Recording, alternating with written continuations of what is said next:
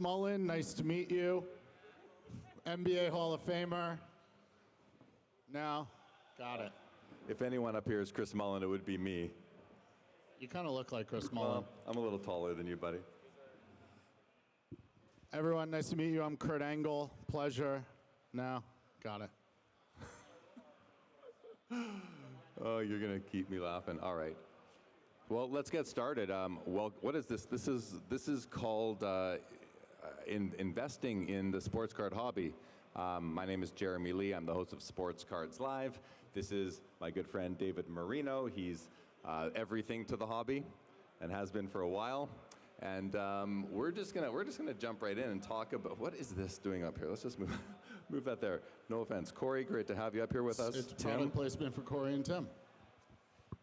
So let's jump in. I mean, the hobby, sports card investing, it's been a hot topic for the last few years. We've had the pandemic, which saw a lot of people going back to their hobby, a lot of people looking to fill their time, and we saw a big run-up in the values of sports cards across the board. We peaked, David. We peaked in Q1 of 2021. That's when sports cards really hit their all-time high values, and now we've retracted back a little bit. So with that sort of context in mind, I want to ask you, how do you today look at the potential, is it smart to be putting your hard-earned money into sports cards right now and looking at it as an investment, or do you think that might be a little bit irresponsible? I mean, I definitely don't think it's irresponsible.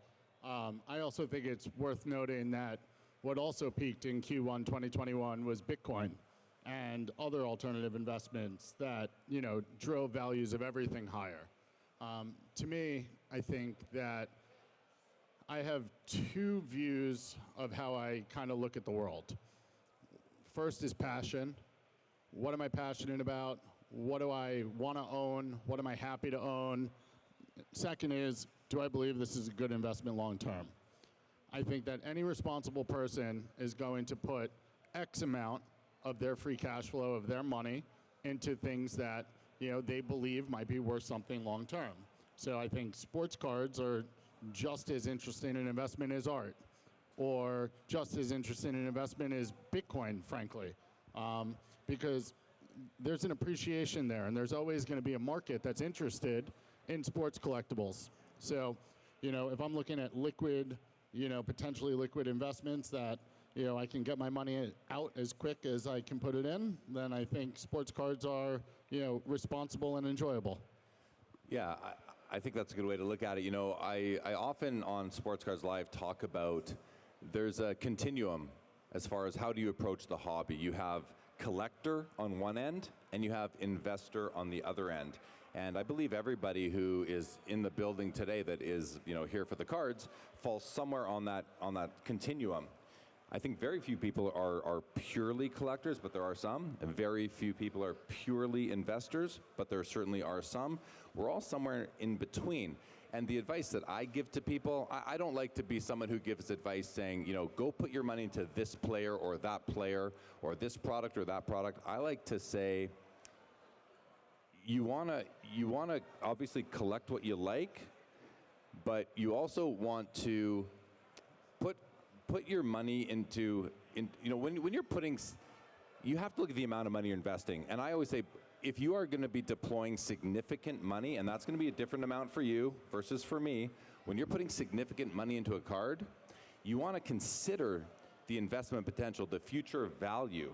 Is that expenditure going to end up on your personal balance sheet as an asset or on your personal income statement as an expense? And for me, significant money, whatever that is, balance sheet, asset. Insignificant money or less than significant money, that's an expense. I don't really care what happens to the value of that card. So I wanted to ask, do you think that that's a reasonable approach? And think about the context that there's a narrative out there that's saying cards are not investments. Full stop, they're not investments. They are a store of value, or they are something you spend your fun money on. But in my experience, 42 years in this hobby, buying and selling cards, I can tell you, sports cards can be an investment, but it's up to you as an individual. Where do you fall on that sort of discussion?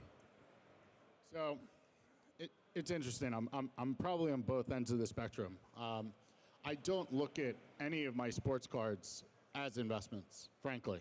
I have investments in sports cards. I have investments in sports cards on collectible.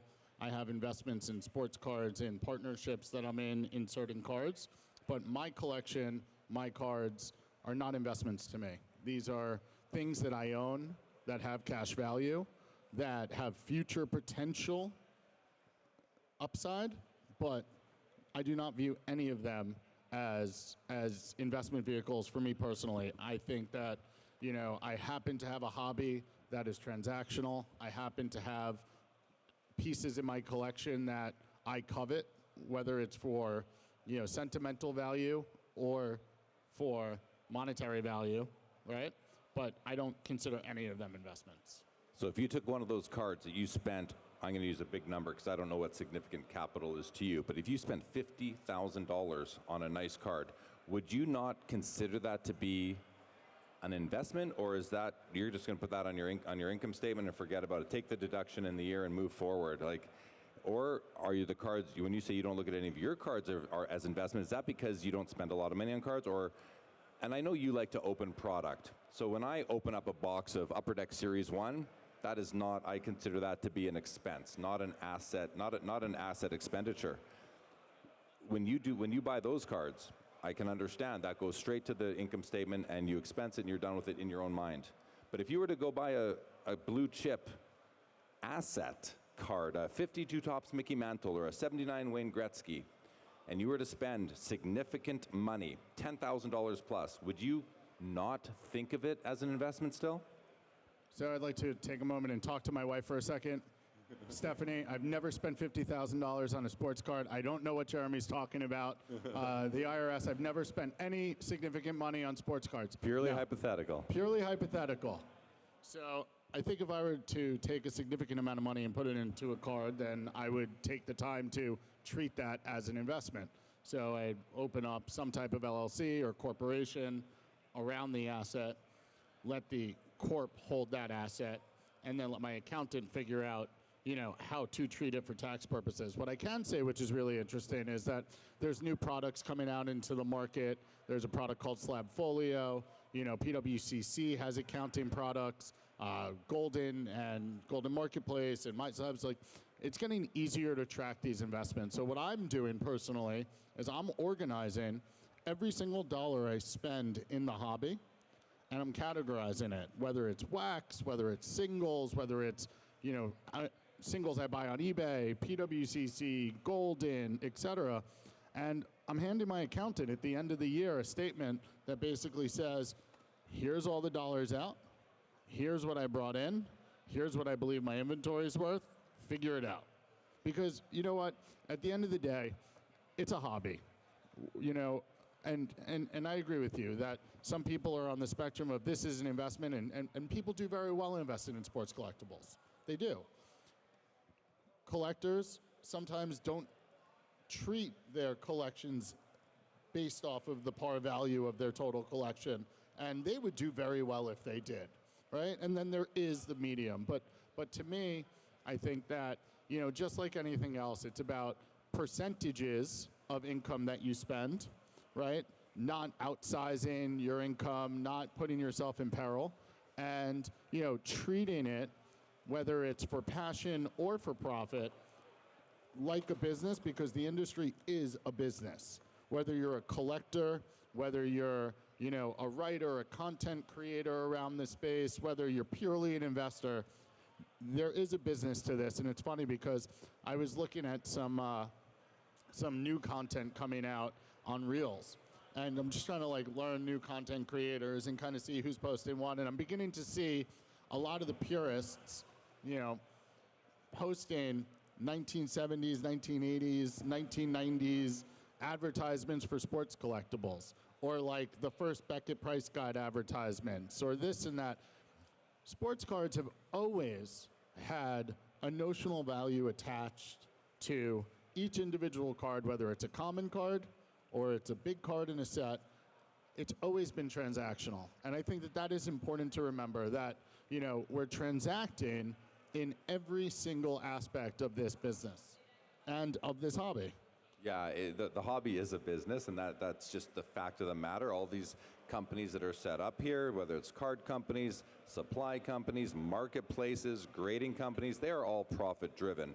The hobby is a business, but it's a hobby for many and most of the participants, and that's a wonderful thing, because it's a hobby because of nostalgia, I believe. People have the collecting gene, and it runs deep. It runs very deep.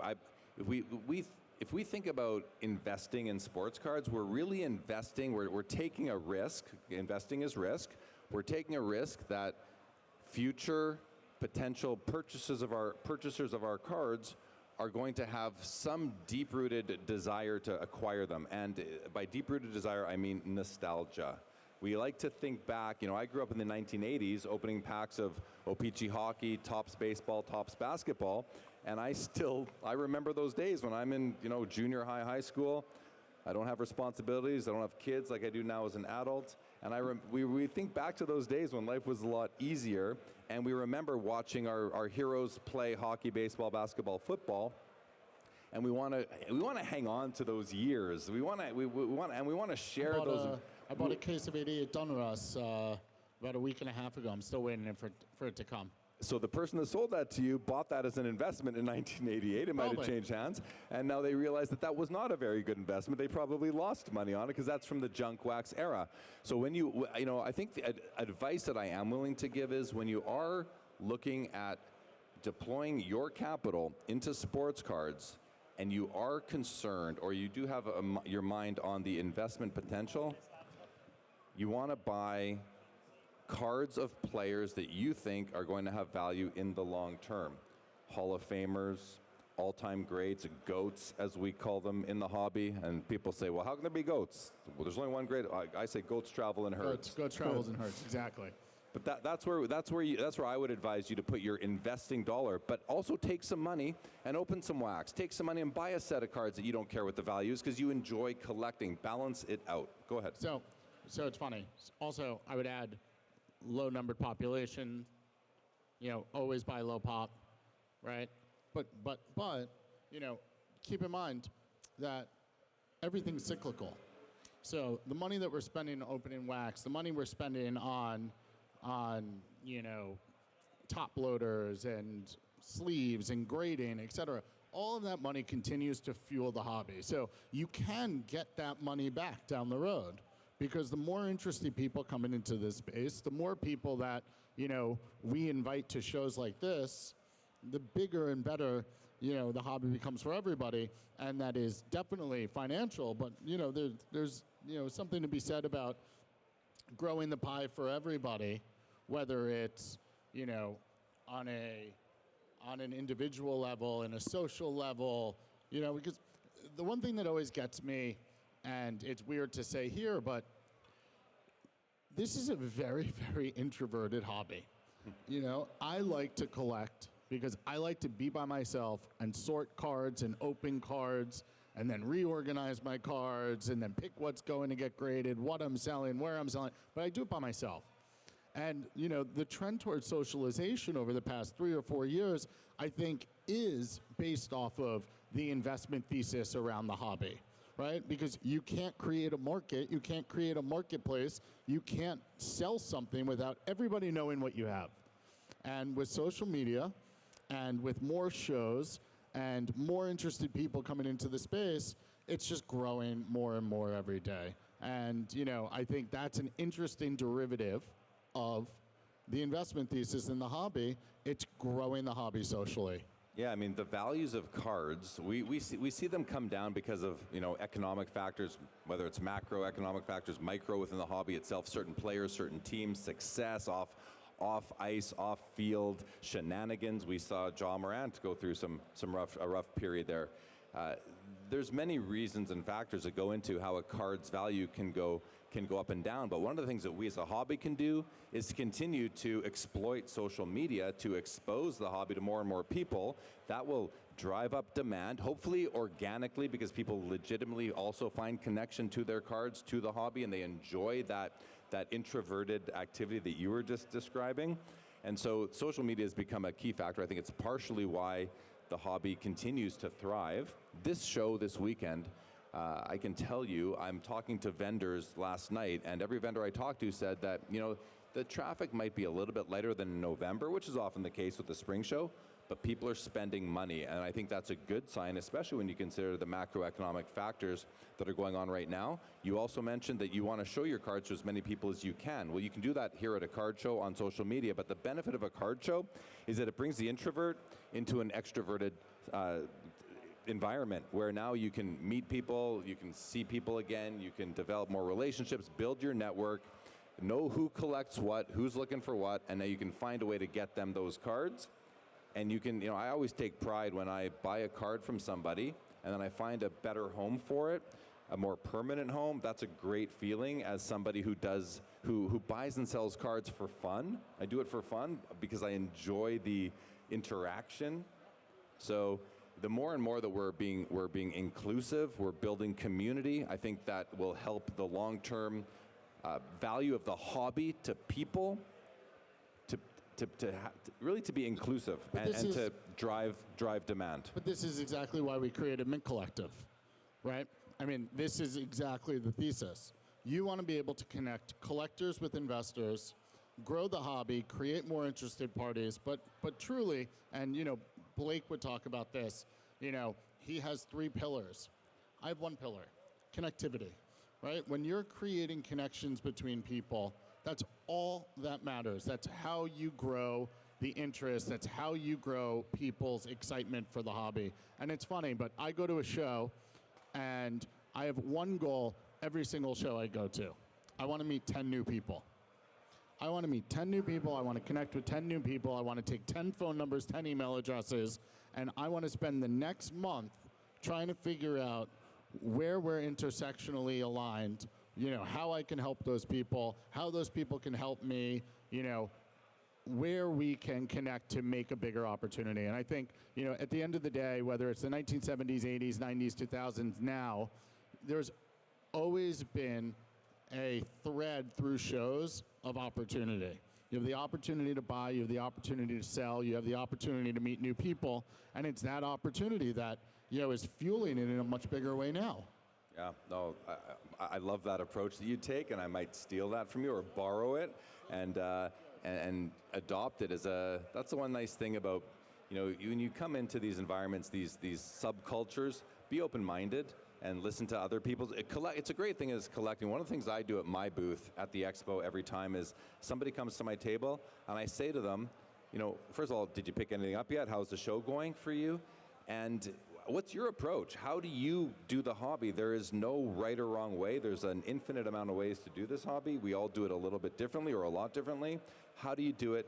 Get to know people, appreciate their cards. If a kid comes by your table and they say, do you want to see my cards? The automatic answer is yes. I don't care if they bring them in a Zion box or if they bring them in a dirty grocery bag. A kid asks you if you want to look at their cards, automatically you say yes every single time.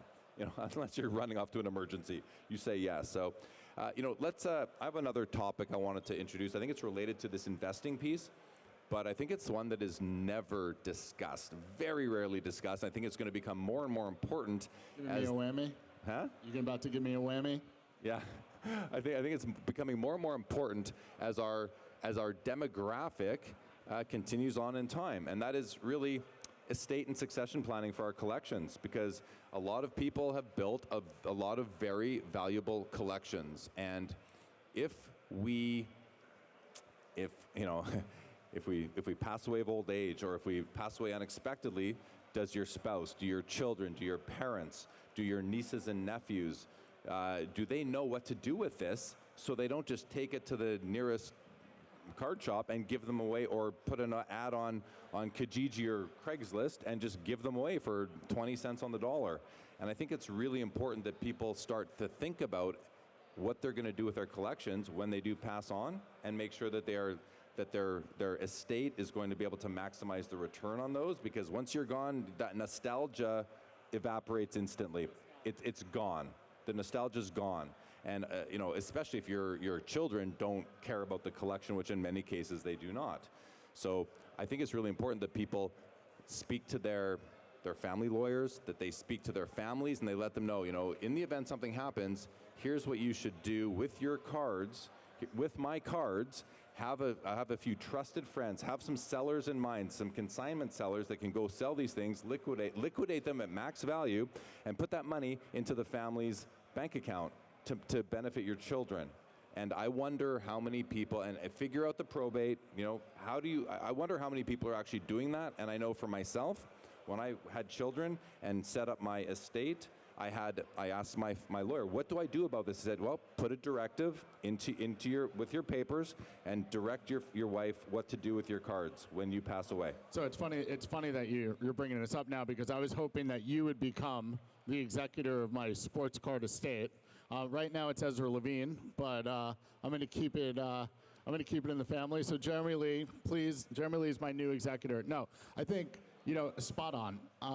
And it's funny because I've spoken to maybe 10 or 12 financial planners, money managers, et cetera, that have had clients pass on, and the family's aware of the value of the significant other or father's collection, mother's collection, or whatever. And, there's a whole business to be had here, right? To kind of thread both back together. I mean, the succession planning is important. I have my plan, all kidding aside. I already have a plan. I have no kids, but my wife knows exactly who to speak to. God forbid something were to happen to me. And those people know, what my wishes are and how I want things handled, because, to me, it's not only, for the monetary value of it, but, this is something that I've been very passionate about for a long time, and I want to see cared for later on. Not to be grim, but... Well, but we have to think about it because it's reality. Every day, you just never know what's going to happen. So you have to be thinking about this. And while our wives, our children, they may understand the value, they may have a feel for the value of our collections. Do they know how to maximize the return? Do they know? And that's where my concern lies. I don't think that many of them do, because I think that we feel like we're going to live forever. I don't know if many of us know how to do it while we're still here, right? So it's hard. My point is, it's hard enough for us to engage on a daily basis from a pricing and liquidation perspective. So, having that plan. Yeah, that's right. And there's so many different options. There's so many different marketplaces to sell on. There's consignment sellers. You can go set up a car. I've seen some surviving spouses just get into the business, setting up at card shows, coming to the expo every. Look at Becca from Clubhouse. She inherited a massive collection, and she is now probably one of the most knowledgeable people in sports cards in Dallas for sure, if not in the country. And she's an active dealer. She goes to many shows and has done a great job. Not only liquidating the collection, but being a steward for that collection and now a steward for that passion. And 100%. So I think, and that's what I think it goes back to our first point of what's so wonderful about sports collectibles and sports cards. Once you taste it, you want to be a part of it. So David's talking about a lady named Becca Davis. She came on to my show, Sports Cards Live, about 3 months ago. I had her on talking about the experience of inheriting her father-in-law's collection and having to dispose of it. And she was a realtor. She had some extra time, and she spent that time just figuring out how she was going to maximize the return for her husband and his siblings. And she really did her research. But what she didn't just go sell it. She became a part of a community. She built a community around her, and she became a part of the community.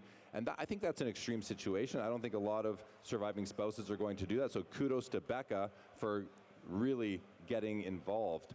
But again, back to it, I think it's just really important that that those of us with collections that have any sort of significant value, that you have a plan for it upon your ultimate demise. And again, we are all getting older every day. So not to be grim, but at the end of the day, I think we can start to wrap this up, David, if that's okay with you. Yeah, absolutely. I just want to thank everyone for having us, and go buy a Slab Strong from Corey Fick. He just paid me $20 for that announcement, so thank you very much. Slab strong, slab strong. There he is. No, he's Slab Strong. Show your slabs. No, show your Corey's slabs. Slab Strong. He's lying to everyone. Show your slabs. Thank you, everybody. Thank you so much.